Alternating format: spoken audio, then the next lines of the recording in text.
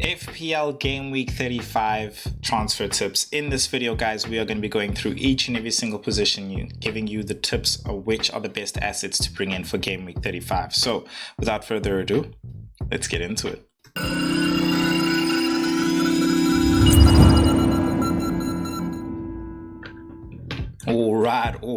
All right, guys, let us get into it. And I think the first place to start off with is just mentioning the fixtures. So what I've done here is I've put the top 5 best fixtures from game week 35 to game week 38, so that you know which are the best picks necessarily in terms of fixtures to be bringing in for the long run as well. So Man City at the top there, with Aston Villa behind them at number 2, Crystal Palace at number 3, Spurs 4, and Wolves 5. And of course, this is all going along with the update on the game week 36 and 7 blank week game weeks as well, where currently right now the update is that there is still a potential that in game week 36 we could have doubles because of the results of the FA Cup final.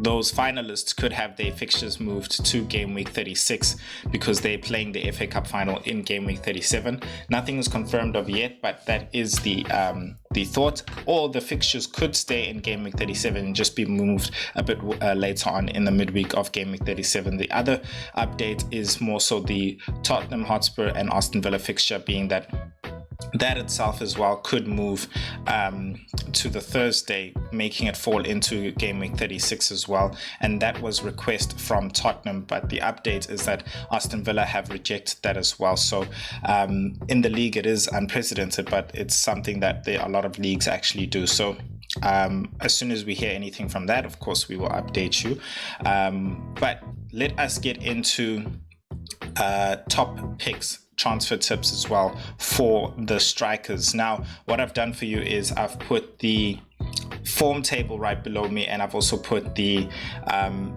predicted points in terms of from highest predicted points, who are the best assets for this game week. So my top 3 picks when it comes to the strikers for game week 35. Now, it's very interesting because I think in terms of fixtures, it's very easy to have Mamouche. I think is a great pick there, and I'd actually probably put him first for this game week. I think another pick who we also not really talking about is Ollie Watkins. They'll be playing Fulham at home, and they basically have no other games alongside them, considering that they are out of the FA Cup that they're focusing on, and they will be charging full steam ahead to try and break into those European spots as top 5. So with the news that Rashford is out as well, maybe for the remainder of the season, Ollie Watkins becomes a very good, nice, clear pick, and that is somebody probably you could even bring in for Isak, whose fixtures do kind of turn bad after this game week. So I'd put Ollie Watkins second, and third, I think I would put Visa. I feel like Visa and Brentford have some really great fixtures coming along, and they play a very good game, which is against Man United, who will be rotating as well. So those are my 3 top picks when it comes to who are the best transfer forwards to bring in for game week 35. But we can't ignore the form of Matheus Cunha here, and Strand Larsen as well. But the unfortunate thing is that they will be playing against a Man City who is also looking to stay up in the top 5 as well. So you have my picks. I think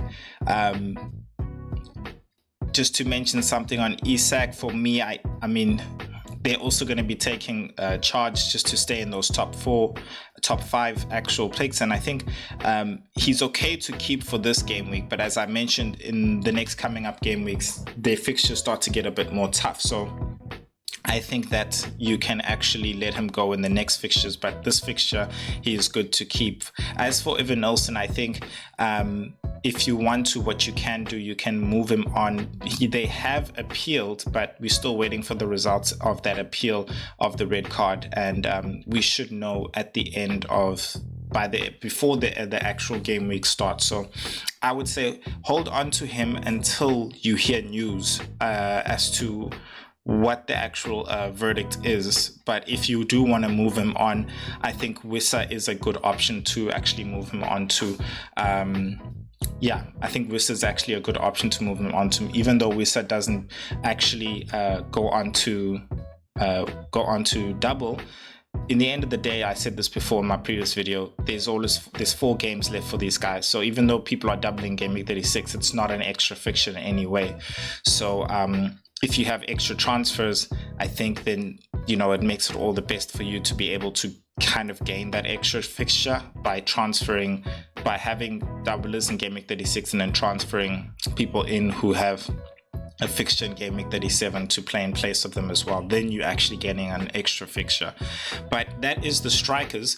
Let us move on to the to the midfielders. But before we do that, I'd really love you to hit that subscribe button if you are loving the content. As the time of recording, I am 1 subscriber away from hitting the 200 mark, so please guys, help me out. I'm actually on the way to 250, and once we hit 250, then we'll start the journey to 500. So really help that brother out there, and just subscribing really goes a long way, and you can comment for the love. Really love to answer any questions that you guys have, and for those of you who have subscribed, get in. Cool, let's move on to the midfielder picks. So in the midfield, usually in my predicted points, I actually exclude Mo Salah because we all know he's, you know, the one above.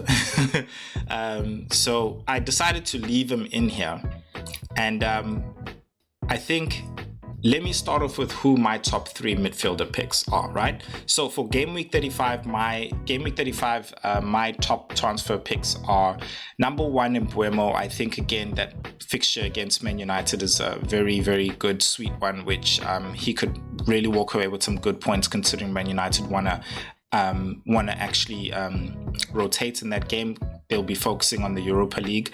Number 2, I would actually put as a very good differential, because the ownership of Mbeumo is very high. I would put a Kevin De Bruyne. I feel like him not playing in the FA Cup semi-final was sort of a confirmation that he is looked to be a starting 11 in the actual Premier League. So he's a very good differential, with ownership just at about 7.2, just a bit cheaper than Saka, because a lot of people are looking to move Saka on, considering that he isn't having necessarily starting or getting that much game time.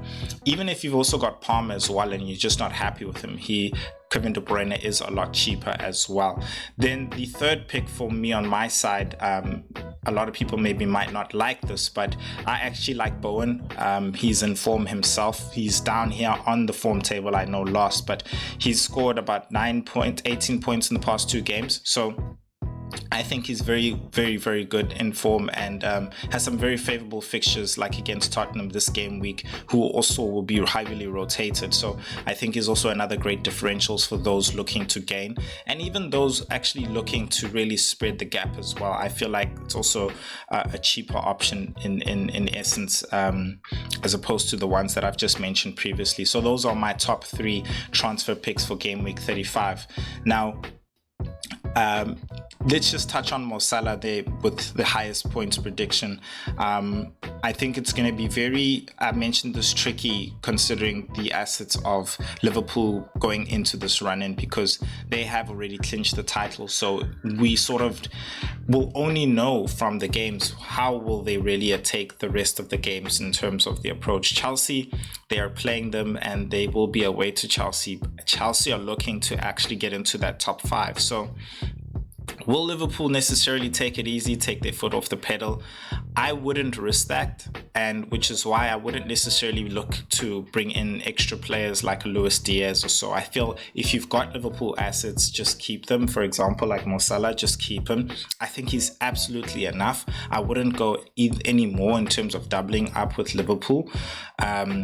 Also, I mean, the game of Chelsea and them wanting to actually break into the top 5 as well. And yes, they do have a Europa League game as well in the midweek, but then again, that's not to say that they don't have a squad that can spread well enough to be able to have 2 very strong teams to face off in the league and the Europa League. So I just feel like when it comes to Liverpool, stay away. Their next fixture, well, after that is Arsenal as well. Not really looking so good. Yes, fine. Arsenal also will be focusing on Champions League. But then again, you can see there's no real motive there. So I would just stay away from Liverpool. If you got the assets, keep them. I wouldn't just go for them as well. Saka, should we take Saka out? I would remove Saka. He is one of the players I am looking to actually remove. And considering his price, Mbeumo and De Bruyne are two players that I would look to actually bring in for Saka as well. Even Bowen, in fact, those three that I did mention earlier on, just because I think it's not necessarily about minutes anymore when it comes to Saka in terms of injury, managing his injury. I think it's actually just about focusing on the Champions League. And we saw in that Ipswich game when he got tackled badly on his ankle and he was substituted out in the halftime or just later after the second half.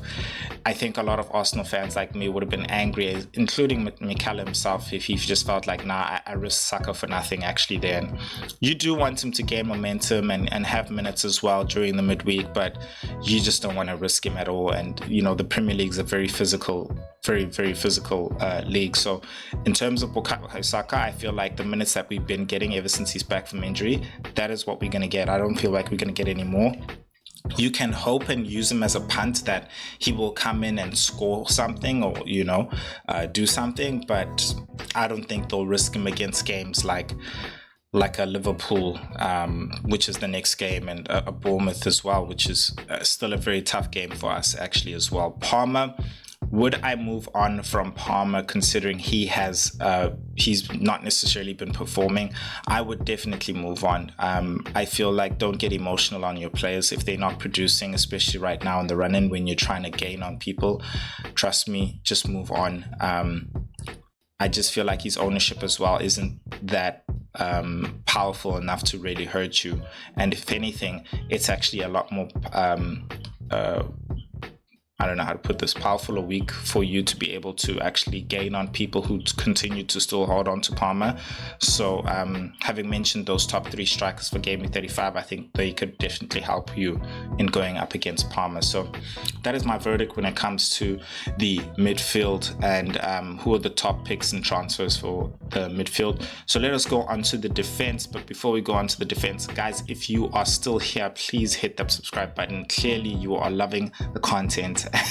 So come on, help a brother out. Please subscribe. Really would mean a lot for me.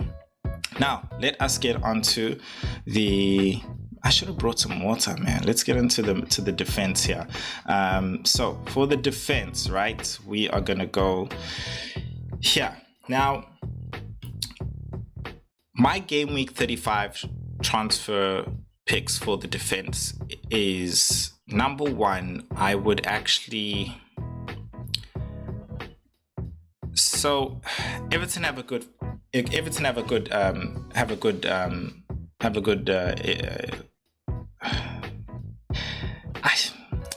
struggle in this point. I struggle. This is where I look for form, bro. I won't lie to you. This is where I look for form. So Guardiola's top with the predicted points. I think he's definitely a top pick, you know. Munoz as well, I would definitely keep because of the fixtures and being able to double as well. If you have a good transfer, you can also substitute him out to replace him when he blanks in Game Week 37. I think if you're going for a punt this game week in the defense, then O'Brien is definitely the one that you can go for. In terms of the Arsenal defense going forward, I just don't feel like Arsenal will be keeping clean sheets. I feel like they'll be a lot more relaxed. Their system is absolutely great, but let's not deny what we've been seeing. These guys have just been conceding all the time, bro. Like every game, every second game or something, they'll just like concede a funny goal, and that's the Arsenal for you, and it kind of sucks, and that's why I didn't invest too much money in the defense there with them as well. I just felt like they leaky like I feel like City have been a lot better in keeping clean sheets, and I think it's more so because they're fighting for something. So I would be more on the City side in terms of getting assets from there. In terms of Trent, I do think he'll definitely be starting. Also considering that he might be leaving, I feel like they're just going to give him all the game time that he needs as well. But I think the beauty of it is that Bradley being there and them wanting to, of course, give him minutes, I feel like Trent is a great asset because he'll be coming off after like a certain amount of 60 minutes, definitely. And Bradley will be coming in just to close off the game. So sealing really Trent's clean sheet there. So, having said that, I think for game week 35, my transfer picks would, number one, be Guardiola playing a good game against Wolves. Yes, Cunha and team could definitely get something, but I think because of the fight for top 5, they can keep them out if they really want to. Number two, I would say Trent, considering that there's a good possibility that his clean sheet could be secured by Bradley having a transfer in the second half after 60th minutes once the job is done. So I think he's actually a really good pick there. And then number three, I think if you're looking for a punt this game week and you really just want to have a good defense for this game week, I think you can bring in Everton defender. I think anyone really is fine. There's not necessarily a certain pick that I would go for. Despite them losing Tarkowski, I think they can still hold it down as well. So that would be for me my defenders for game week 35 really when it comes to the defense. So let's move on to the goalkeepers here, and after the goalkeepers we'll move on to captaincy for game week 35. So for game week 35, my top keeper transfers, if you are looking to bring in a goalkeeper, I think for me, number one, Flecken is actually a good transfer in. Now, he's not anywhere to be seen here, even on the actual form table. But I think considering they're playing Man United, I think they'll have some good pressure on them. He could actually have some good saves as well. Save points. I think that's really a good game for him as well. Number two, definitely for this game week as well, Jordan Pickford as well has a very good favorable game week with Ipswich. I think he could do very well there. So I think he's also a good pick for this game week. And then number three, Edison is also back. He was on the bench in the FA Cup. So I would say for this game week, Edison actually is a really good pick. But for the long run, I think if you're looking for a good keeper pick for the long run, I think Matt Sals is definitely one that is also a very good keeper pick, just to mention that as well, because they are fighting for that top 5 as well. So I think those are the best keepers looking at game week 35 transfer picks. Now let's go on to captaincy, and for game week 35 captaincy, I have picked a Brian Mbeumo. Now his ownership is fairly high, so he's not necessarily that much of a differential at all, but considering I believe the crowd would stick with Mo Salah, I think if you are looking to gain rank, then Brian Mbeumo is a good captaincy option. I do think that the crowd will stay with Salah, giving you the opportunity to actually captain Brian Mbeumo. But number two below him, I would put a Marmoush, considering they are playing against Wolves and they are also fighting for that top 5 to be secured. And then a real captaincy punt is Kevin De Bruyne. Just thinking back remnants to when he scored 4 goals against Wolves, not last season, I think it's the season before as well. Some people actually had him captain when he was still in those peak KDB games. So KDB, a really good differential there if you're looking to go for him. He's definitely short in for minutes, and you've seen him play 90 minutes as well. So if you're really wanting to go rogue, I think KDB is definitely a great option there. yeah. But guys, that is it for today. Again, please don't forget to hit that subscribe button. Really would appreciate it, and really love the support. Again, for those of you who have subscribed, get in, leave your comments in the comment section as to which players you think that I should have mentioned or I have missed as well, and feel free to drop any questions there. I can answer for you guys in there as well. Otherwise, I'll see you guys in my team selection video coming up on Thursday. So peace.